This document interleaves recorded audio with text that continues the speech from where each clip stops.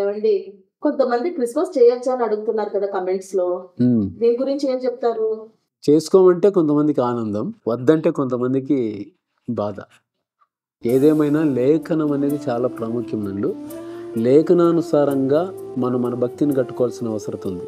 యేసుప్రభు ఒకసారి మనుషుల పద్ధతులను ఉపయోగించి భక్తి చేయరాదని చెప్పాడు.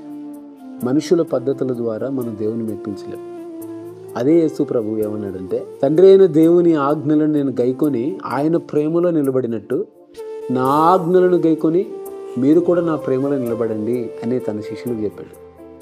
ఆయన ఆజ్ఞలను గైకొని జీవించటం ద్వారానే ఆయన ప్రేమించినట్లు.